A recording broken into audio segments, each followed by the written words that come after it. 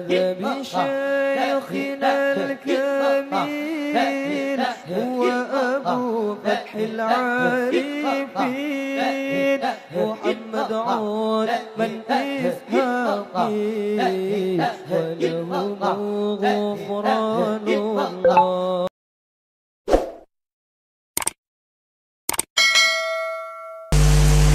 Bismillahirrahmanirrahim. Alhamdulillahi rabbil alamin wa bihi nasta'in ala umurid dunya waddin. Wassalatu wassalam ala asyrafil anbiya wal mursalin sayyidina wa habibina Muhammadin wa ala alihi wa sahbihi ajma'in. Qala al-musannif al-imam hujjatul islam Abu Hamid Muhammad bin Muhammad al-Ghazali rahimahullah wa nafa'ana bi ulumi. Fa idza arafta haqiqatar raja wa mazinnatahu faqad alimta annaha halatun asmaraha al-ilmu bi jiryani aktsaril asbab. Wa hadhihi al-halatu tusmirul juhda lil qiyami bi baqiyatil asbab ala hasabil imkan.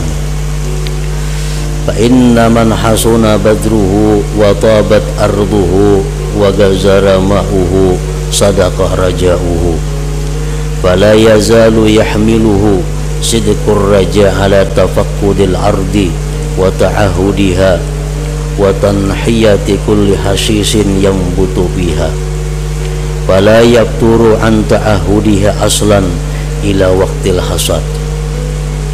Wa hadha li anna ar-raja'a yudadduhu al-ya'su wal ya'su yamna'u min at-ta'ahud. Faman 'arafa anna al-arda sabkhatun wa anna al-ma'a mu'wizun wa anna al-badra la yanbutu fayatruku la mahalata tafaqqud al-ardi wat ta'abbi ta'ahudiha. War-raja'u mahmudun li'annahu ba'ithun wal ya'su madhmumun wa huwa didduhu li'annahu sarifun 'anil 'amal wal khawfu laysa bididdin lirraja bal huwa rafiqun lahu kama sayati bayanu bal huwa ba'isun akhar bi tariqir rahbah kama anna ar-raja'a ba'isun bi tariqir raghbah. Fa idzan halur raja yurisu tulal mujahadat bil a'mali wal muwazabati 'ala at-ta'at kaifa ma taqallabatil ahwal ila akhir.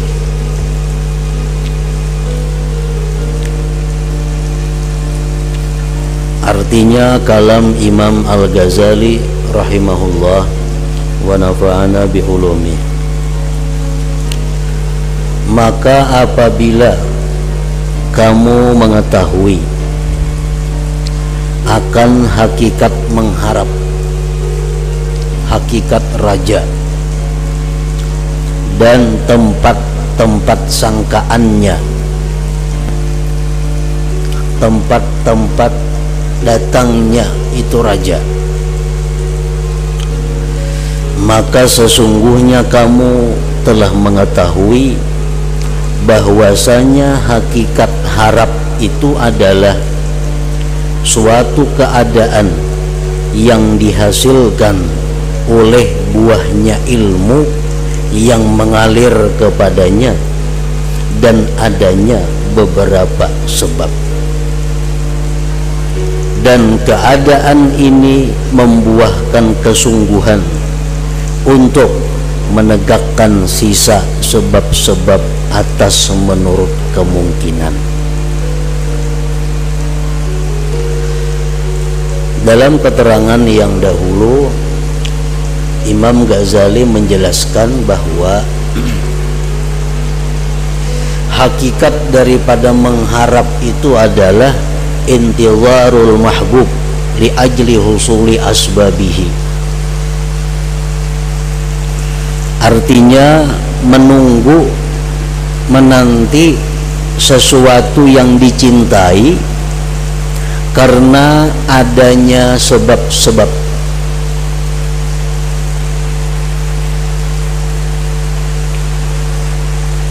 menunggu yang dicintai Umpamanya kita ingin mati husnul khatimah, ini ngarannya kita menunggu yang dicintai. Kita ingin mati selamat dari siksa kubur, ngarannya menunggu nang dicintai. Kita ingin mati itu tanpa dihisap amal perbuatan kita, tanpa ada hisap, itu ngarannya menunggu nang dicintai. Kita ingin mati masuk surga, selamat di titian sirat, langsung ke surga, kita ingin. Nah itu ngarannya adalah menunggu nang dicintai. Nah apabila kita menunggu yang dicintai itu disertai dengan adanya sebab-sebab, disertai dengan adanya perantara-perantara yang menyampaikan kepada yang dicintai itu, nah itulah ngarannya hakikat raja, hakikat mengharap yang dicintai tadi.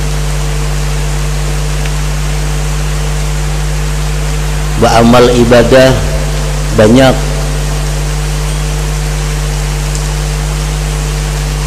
akhlaknya mulia, berbuat dosa kada banyak, lalu inya mengharap nang dicintai tadi, mati husnul khatimah, bisa masuk surga tanpa dihisap Allah. Nah ini ngarannya adalah hakikat raja, hakikat mengharap itu. Artinya kita mengharapkan surga, kita berusaha menyediakan sebab-sebab yang membawa ke surga. Nah ini ngarannya raja.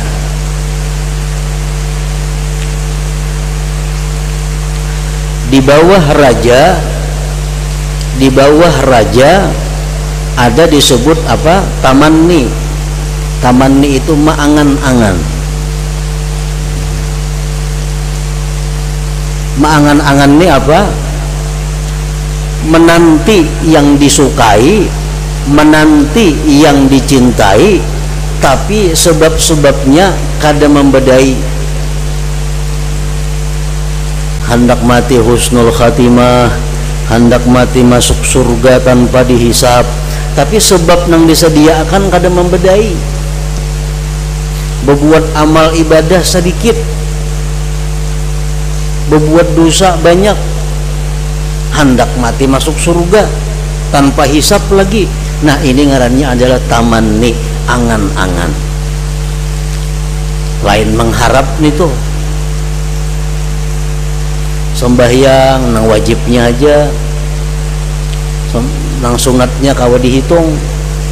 Berbuat dosa banyak, berdusta mau, gibah mau, membunguli orang, menipu orang mau,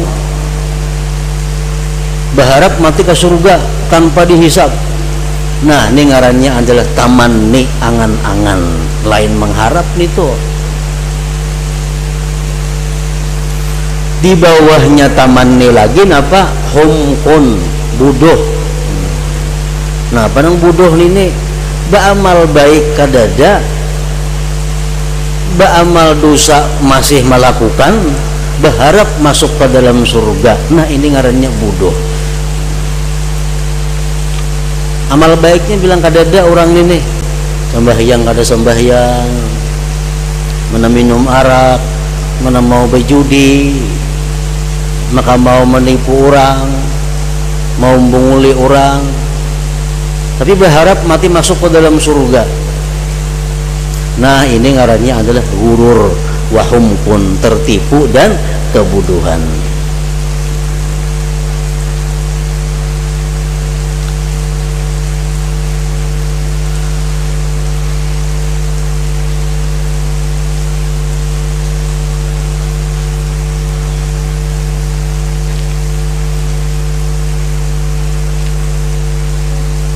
Karena sesungguhnya orang yang memilih bibit yang baik, bibit laksana iman, laksana iman. Imannya baik orang ini, imannya bagus, memiliki tanah yang baik, tanah laksana hati, hatinya baik orang ini, artinya kada ada akhlak yang buruk di dalam hatinya, imannya bagus, banyak airnya, banyak taatnya, hatinya baik, imannya baik, taatnya banyak, benarlah harapannya. Nah, amunnya mengharap surga, bujur itu harapannya. Amunnya mengharap mati husnul khatimah, bujur itu harapannya. Kenapa? Karena hatinya baik, imannya baik, taatnya banyak. Nah, sama halnya orang nang bibitnya bagus, tanahnya bagus, dipelihara rutin, bisa berharap panen, bisa berharap kena mengatam, bisa berharap mengatam.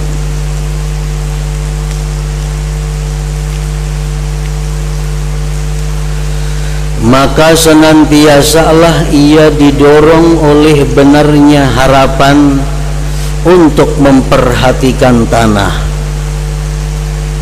merawatnya, dan mencabut setiap rumput yang tumbuh di atasnya. Maka sekali-kali tidak lunturlah rawatannya sampai menjelang waktu panen. Waktu panen itu ibaratnya waktu mati, waktu kematian seseorang.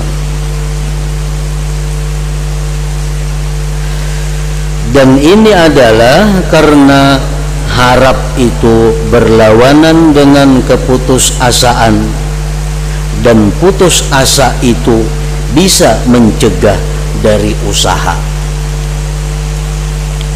Orang sudah mempunis dirinya penyakit, nah penyakit ini kada bakal ampih, tentunya kada berobat lagi, karena sudah ini mempunis dirinya kada bakal ampih penyakitnya nih, sudah putus asa, tentunya kada akan berobat lagi. Tapi kalau inya masih berharap ampih penyakitnya sembuh, nya masih mau berharap, masih mau berusaha, masih mau mencari obat. Nah, demikian pula harinya putus asa dengan rahmat Allah. Nya menganggap dirinya ini sudah kada baik, dirinya ini sudah kotor, dirinya kada harapan lagi diampuni Allah. Nah, itu sudah putus asa, maka itu mencegah inya daripada berbuat kebaikan.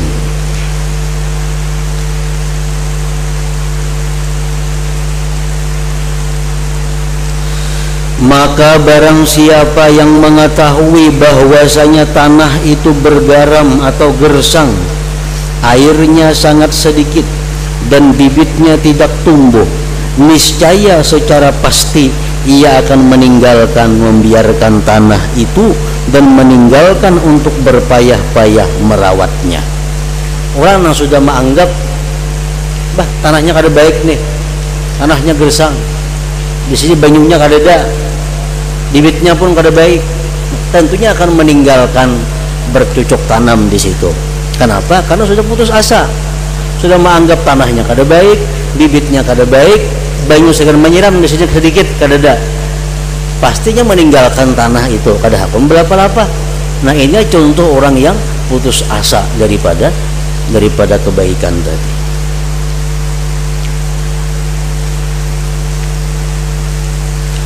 Karena sesungguhnya mengharap itu adalah hal yang terpuji, karena ia menggerakkan kepada amal perbuatan. Mengharap itu hal terpuji karena menggerakkan kepada ibadah. Kita mengharapkan surga, tentu kita beribadah. Kita mengharapkan dapat rahmat Allah, tentu beribadah. Dan putus asa itu tercela karena ia memalingkan dari beramal. Putus asa memalingkan dari beramal.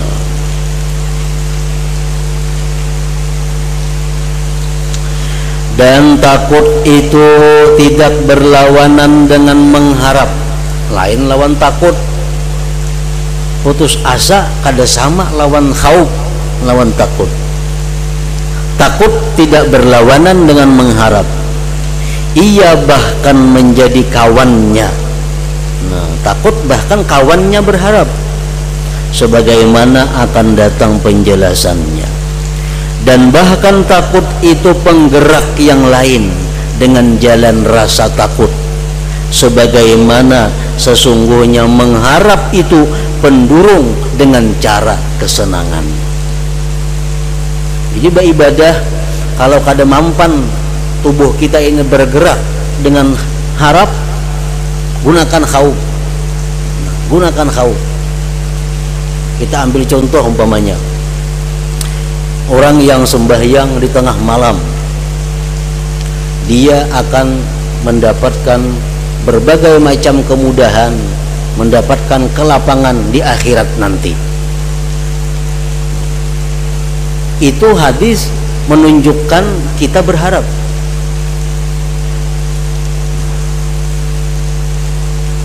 Kita gunakan itu untuk berharap kada mampan. Nah, kada mampan. Sudah, kalau ikam bangun malam, ikam di akhirat kena nyaman, di akhirat ikam melapang, di akhirat kada diproses. Hatap kada mau bergerak awak. Nah, bisa digunakan di situ pulang khauf. Nah, kalau ikam kada bangun malam, ikam akan diteliti oleh Allah karena segala perbuatan engkau nang halus-halusnya. Ikam akan dicek oleh Allah kemana menggunakan umur, kemana menggunakan mata, kemana menggunakan telinga, kemana menggunakan kaki, kemana menggunakan tangan, kemana menggunakan duit. Ikam kada bangun malam, ikam akan menemui kesusahan-kesusahan yang sangat di akhirat. Nah, itu barangkali jadi penggerak yang nomor 2 kalau kita malas untuk berbuat ketaatan. Nah, jadi takut kepada Allah bukan itu lawannya mengharap, bahkan kawannya mengharap. Karena kedua-duanya dipakai untuk mendorong kepada berbuat taat.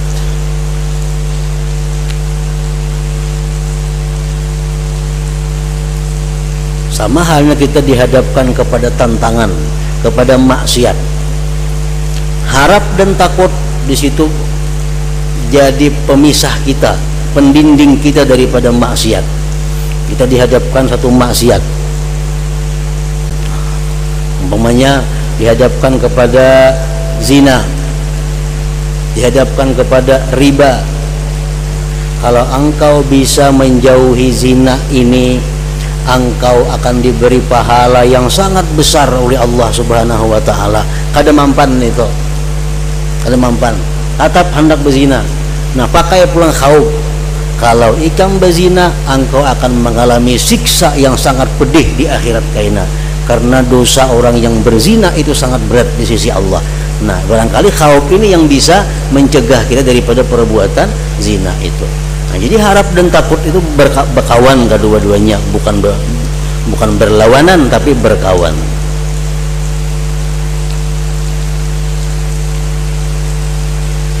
Jadi hal harap mewariskan akan lamanya perjuangan dengan amal perbuatan dan rajin kepada taat. Mengharap ini membuat kita rajin taat kepada Allah. Dengan keadaan yang bagaimanapun berbulak baliknya keadaan-keadaan. Keadaan susah, keadaan nyaman, keadaan sehat, keadaan sakit. Harap kepada Allah itu selalu menjadi penyemangat kita untuk beribadah kepada Allah.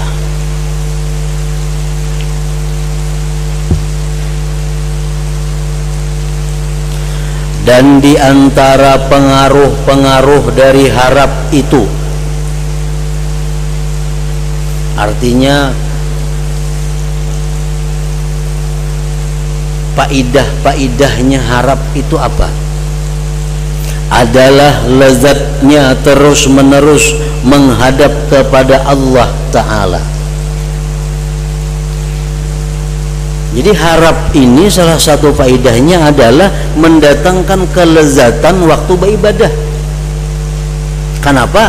Karena ada harapan bila beribadah ini akan mendapat macam-macam pemberian dari Allah. Aku membaca Yasin. Membaca Yasin ini faedahnya, ujar Rasulullah, diselamatkan hari itu daripada bala bencana, dimudahkan rezekinya, dimenangkan atas musuhnya, diselamatkan daripada macam-macam. Nah, kalau kita membaca Yasin, jadi kita membaca Yasin itu ada kelezatan, ada kenyamanan. Kenapa? Karena ada harapan untuk mendapatkan yang disebutkan Nabi tadi bila kita membaca surah Yasin. Nah, itu antara lain pengaruhnya orang yang berharap. Merasa nikmat dengan bermunajat dengannya Allah dan berlemah lembut pada tamalluk kepadanya, berlemah lembut pada tamalluk kepadanya. Tamalluk itu kalau bahasa kitanya mencari muka,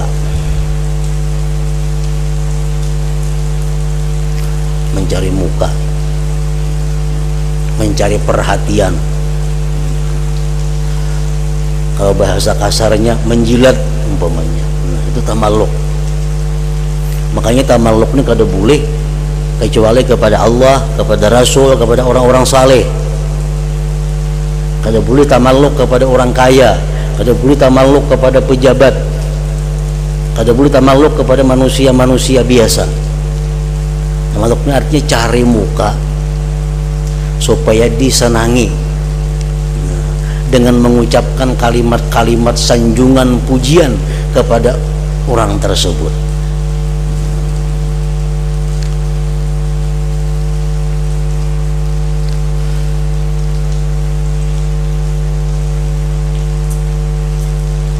Jadi tamalluk itu dibolehkan di dalam agama kita kepada Allah, kepada Rasul, kepada ulama, kepada orang-orang salihin. Kada boleh tamalluk kepada manusia-manusia biasa, karena tamalluknya mencari muka dengan menyanjung, memuji agar kita ini disayangi, agar kita dicintai mereka.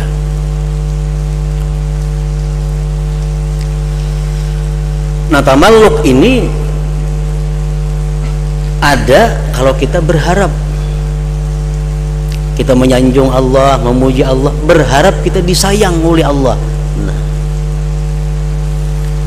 para ulama-ulama salafus salihin dahulu, mereka itu selalu tamalluk kepada Allah dalam munajatnya, dalam doa-doanya. Umpamanya, contohnya, mereka itu sebelum memohon kepada Allah, sebelum meminta sesuatu kepada Allah, mereka lebih dulu tamalluk. Artinya melontarkan kalimat-kalimat yang supaya disayangi Allah, melontarkan kalimat-kalimat yang sifatnya menyanjung, memuji Allah, seperti ilahi, umpamanya, ana abdukal hakir wa antal malikul kabir. Ya Allah, hamba ini adalah yang hina dan engkau adalah raja yang besar. Ilahi ana abdukal fakir wa antal ghaniyul qadir. Ya Allah, hamba ini orang yang fakir, sedangkan engkau adalah orang yang maha kaya, yang maha kuasa. Nah, itu kalimat-kalimat tamalluk yang menyanjung-nyanjung Allah agar Allah sayang kepada kita. Ilahi ana abdukaz zalil wa antal qawiyul jalil. Ya Allah, hamba orang yang rendah, orang yang kecil, sedangkan engkau adalah orang yang maha kuat dan maha besar.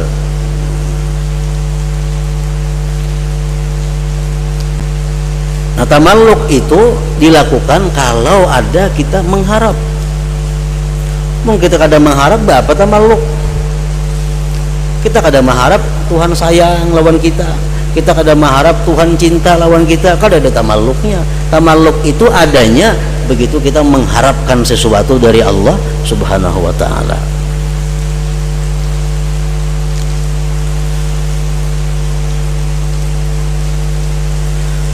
Sesungguhnya keadaan-keadaan ini mesti nampak atas setiap orang yang mengharap kepada raja dari raja-raja atau seseorang dari sekalian manusia.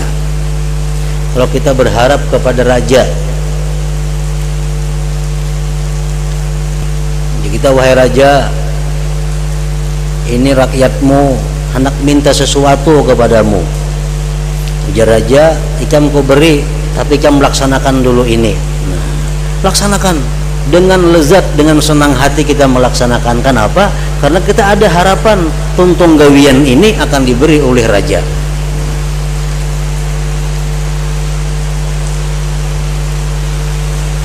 Maka bagaimana tidak tampak yang demikian itu pada hak Allah Ta'ala, apalagi lawan Allah Ta'ala.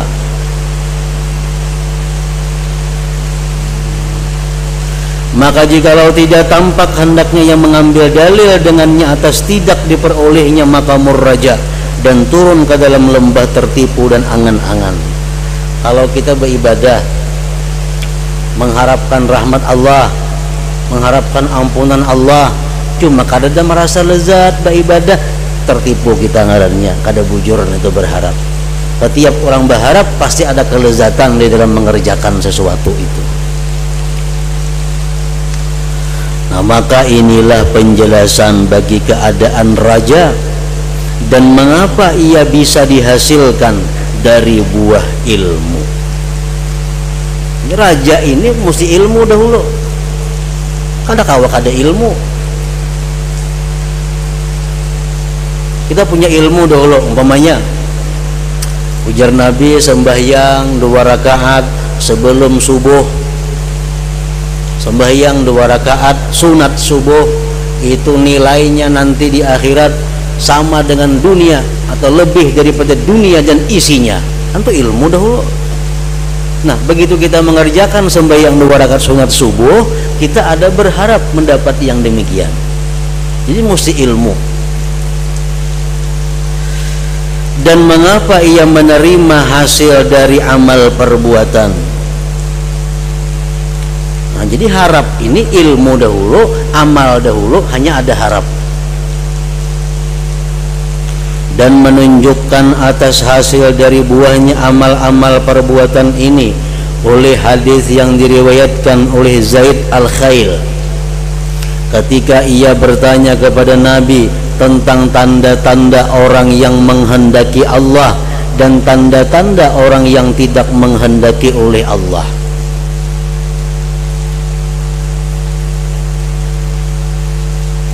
Zaid Al-Khail datang kepada Nabi.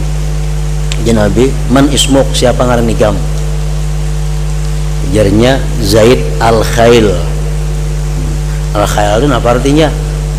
Khail itu artinya kuda. Zaid kuda. Mungkin Nabi ganti lawan Al-Khair, baik. Lalu ganti, jadi Zaid Al-Khail diganti lawan Zaid Al-Khair. Itu sunnah Nabi. Mesin batakon orang siapa ngaran ini, bila ada baik langsung diganti oleh Nabi. Ketika ia bertanya kepada Nabi tentang tanda-tanda orang yang menghendaki Allah, maksudnya menghendaki Allah akan kebaikan, dan tanda-tanda orang yang tidak menghendaki oleh Allah, tanda-tanda orang yang kada dikehendaki Allah baik.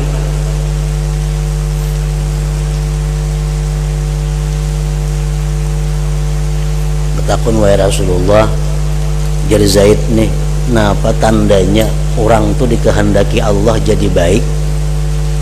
Napa tandanya orang yang dikehendaki Allah kada baik? Maka Nabi SAW menjawab, ujar Nabi, bagaimana keadaanmu? Zaid Al-Khail menjawab, keadaanku adalah saya mencintai kebaikan dan mencintai orang yang senang mengerjakan kebaikan. Apabila saya mampu untuk melaksanakan seperti apa yang ia laksanakan, maka saya segera untuk melakukannya dan saya yakin akan adanya pahala. Dan apabila saya luput dari mengerjakan itu, niscaya saya sedih dan rindu kepadanya. Jadi jar Nabi, wahai Zaid, icampang kayak apa? Ulun nih wahai Rasulullah cinta lawan kebaikan dan cinta lawan orang yang berbuat kebaikan. Bila ulun mampu, langsung ulun turuti perbuatan kebaikan itu. Bila ulun kada mampu, ulun sedih. Maka Nabi sallallahu alaihi wasallam bersabda, hadhihi alamatullah fi may yurid walau arada kalil ukhra hayya akalaha thumma la yubali fi ayyi audiyatiha halakta. Artinya, inilah tanda Allah pada orang yang dikehendakinya kebaikan. Tanda orang baik, tanda orang yang dikehendaki Allah masuk surga. Orang yang cinta kebaikan, cinta kepada pelaku kebaikan, dan segera menuruti perbuatan mereka. Bila kada mampu, sedih hatinya karena kada kawa berbuat kebaikan. Nah, bila kita macam itu alamat bahwa kita ini dikehendaki Allah ahli surga kebaikan. Kebaikan biasa-biasa saja, lawan orang ahli kebaikan biasa-biasa saja. Ini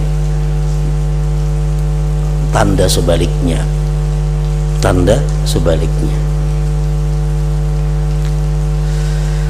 Jikalau dia Allah menghendakimu untuk yang lain, niscaya dia siapkan untukmu bagi yang lain itu, kemudian dia tidak menghiraukan pada lembah yang mana kamu binasa. Kalau Allah tuh menghendaki engkau ini jadi orang jahat, Allah menghendaki engkau jadi orang ahli neraka, engkau jadi sebaliknya itu.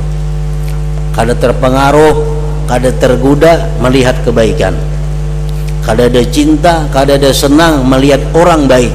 Sama orang ahli taat hanya melihat lawan orang ahli maksiat di hatinya sama, kada ada perbedaan. Mestinya lebih cinta kepada orang yang ahli taat. Adanya kada ada perbedaan. Baik non takwa, baik non kada takwa, kada ada beda. Dan bila mana kada kau berbuat baik, inya kada sedih. Nah, ini alamatul halak, alamat kecelakaan, alamat kebinasaan seorang manusia.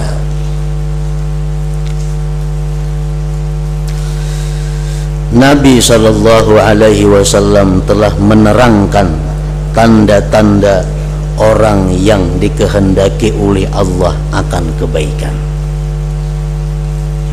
Maka barang siapa yang mengharap bahwa ia ingin dikehendaki oleh Allah dengan kebaikan, dengan tanpa adanya tanda-tanda ini, maka ia tertipu.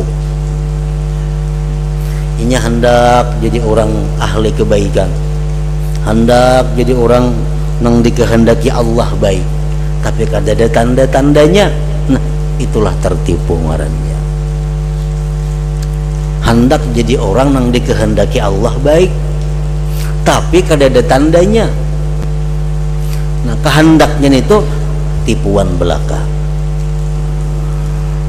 Hendak kaya sudah dia menggawi, cuma kada kawah lagi. Nah, iyan itu ngarannya. Hendak sudah menggawi, cuma asa kada kawah lagi, itu tanda dikehendaki Allah kebinasaan.